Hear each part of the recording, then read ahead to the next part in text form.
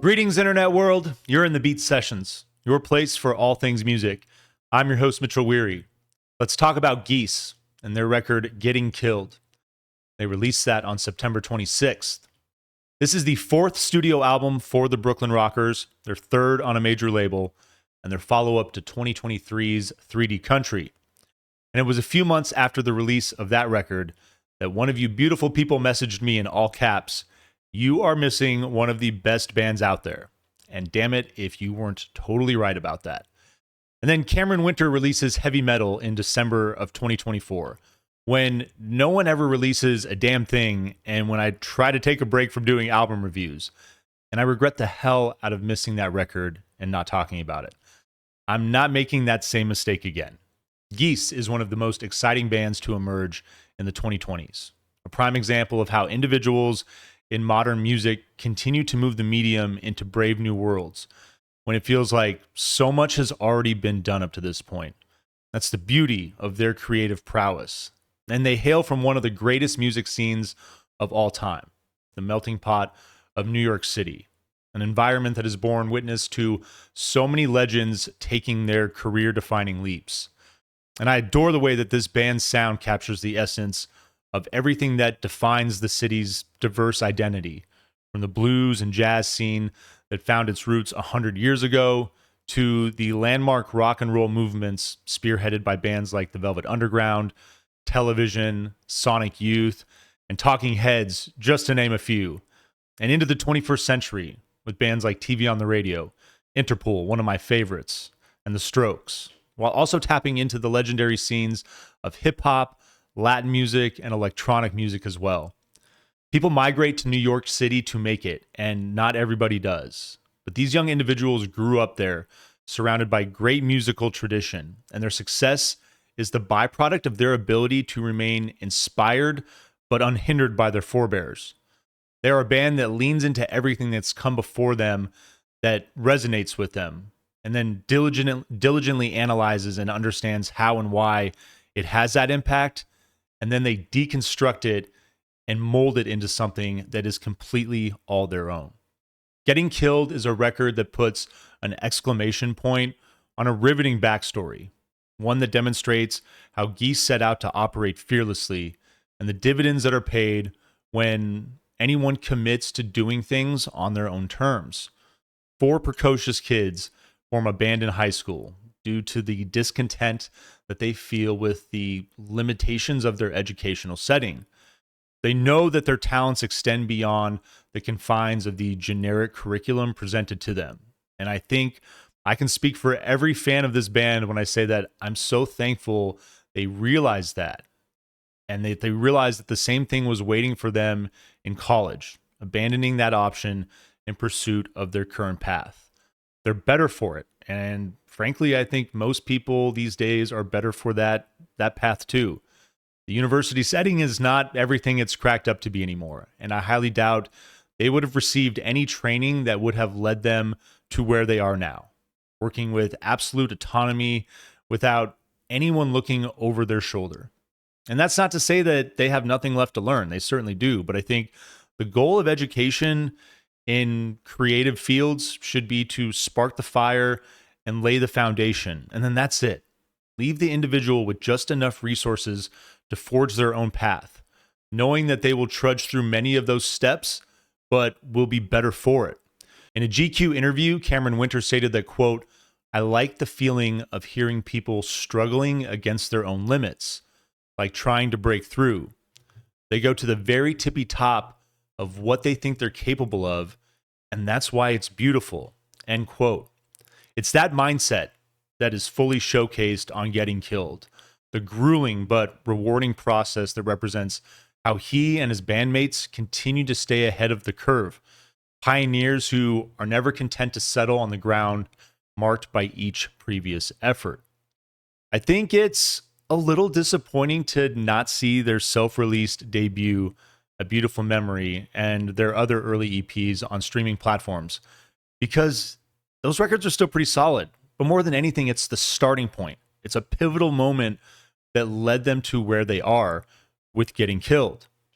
I think viewing the process from its starting point is so intriguing, but I'll also admit that repudiating themselves from that work does add to their mystique and allure as well.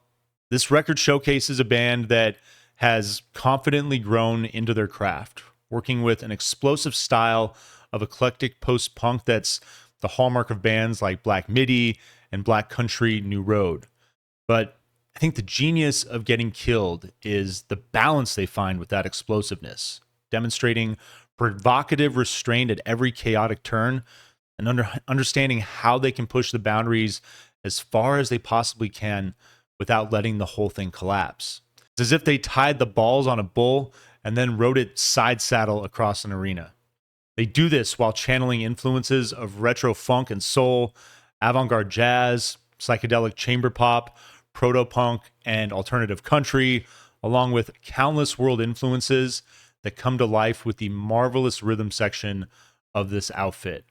Max Bason's performance on drums might be one of the best by any musician on record this year, while Dominic DeGesu provides riveting bass work that succinctly bridges the volley of unrelenting guitars and surreal textures that Winter and guitarist Emily Green build together. Cameron's voice is stunning, reminiscent of Tom York's gorgeously fraught and diaphanous falsetto, and he kind of reminds me of Alec Unsworth of Clap Your Hands Say Yeah as well a little bit.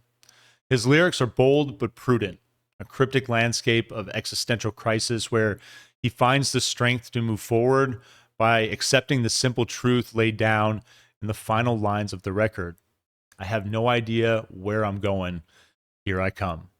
This album was produced by Kenny Bloom, formerly known as Kenny Beats, providing another great backstory to the lore surrounding Geese.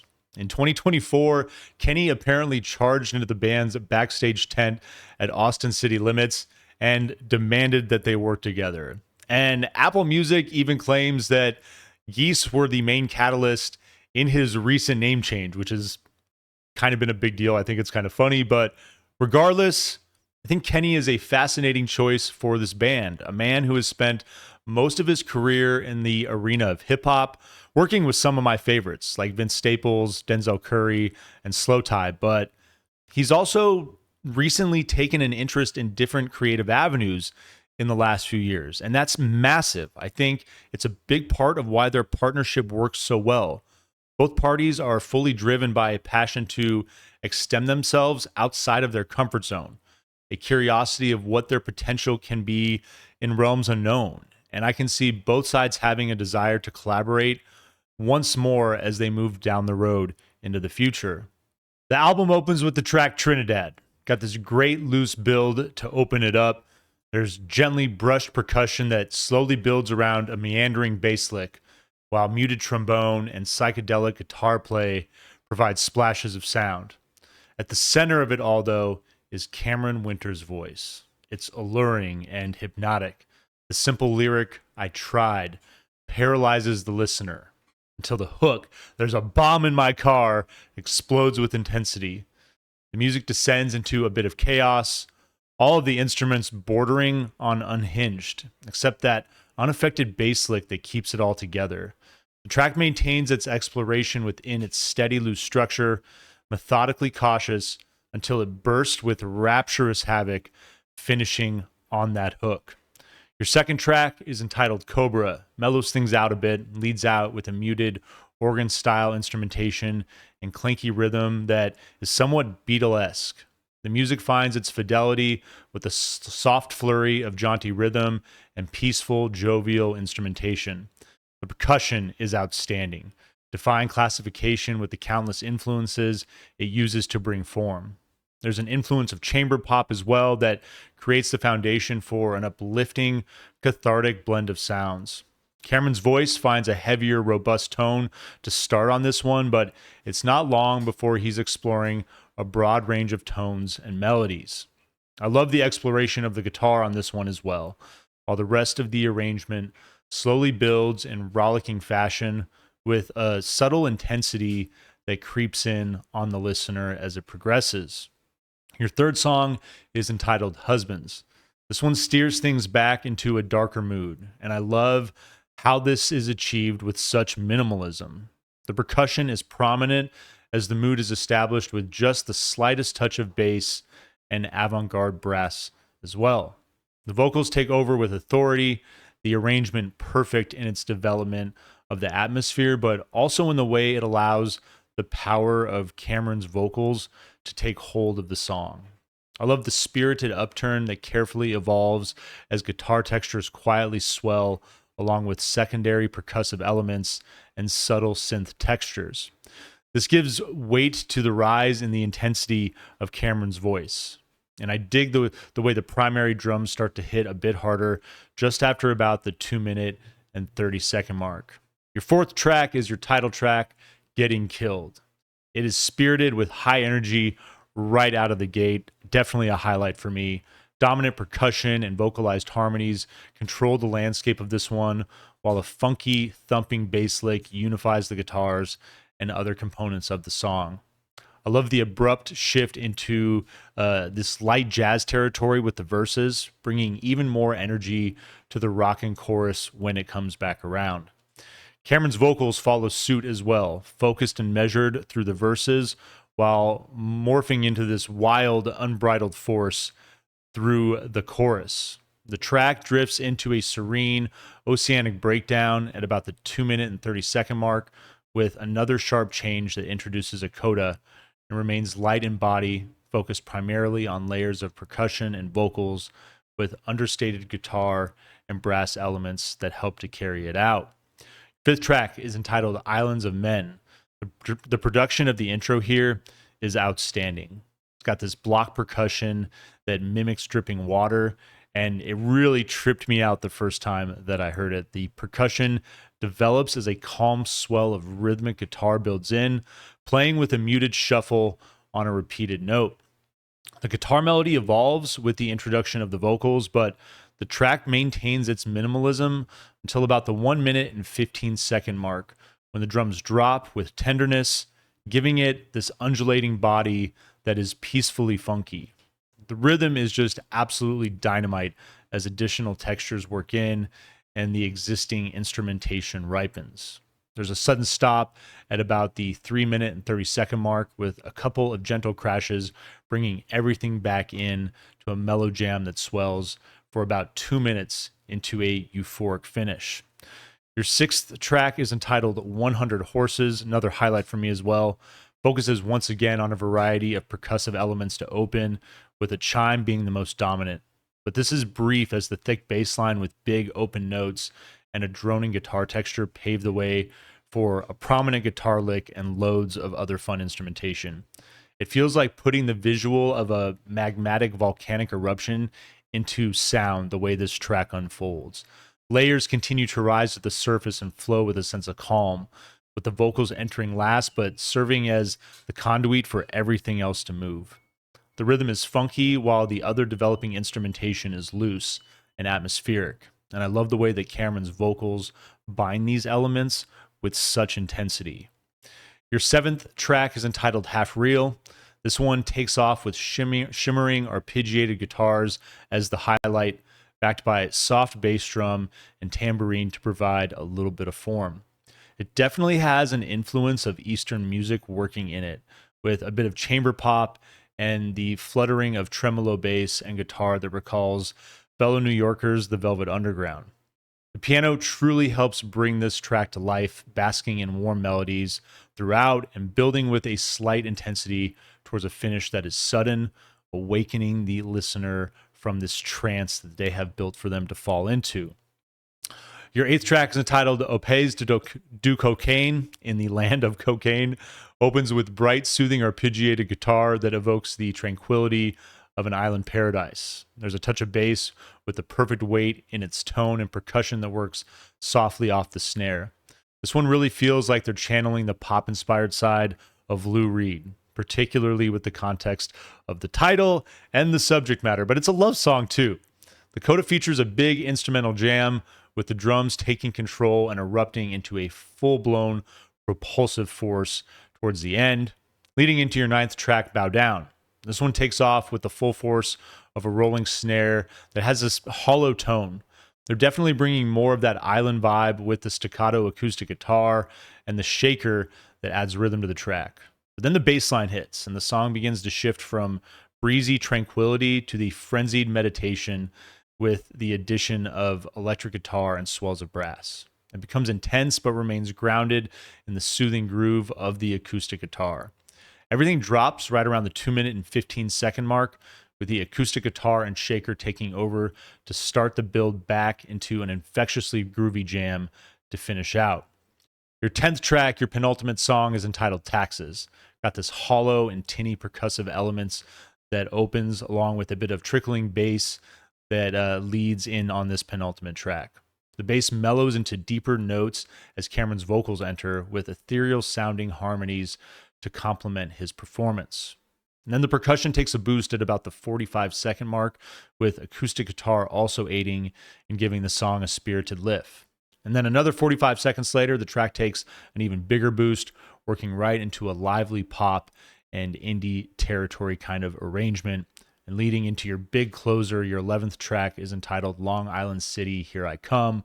A brief hi-hat count opens up layers of percussive elements and vocals that immediately follow.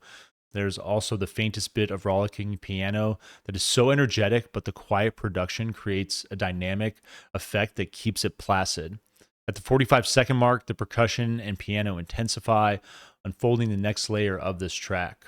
The galloping percussion and driving piano continue to build into a frenzy with the vocals until about the 2 minute and 45-second mark, when they stop and an electric guitar lick takes over. Then soft galloping percussion soon returns, but it's the bass lick that really takes the spotlight as muted chants of Here I Come work in the backdrop.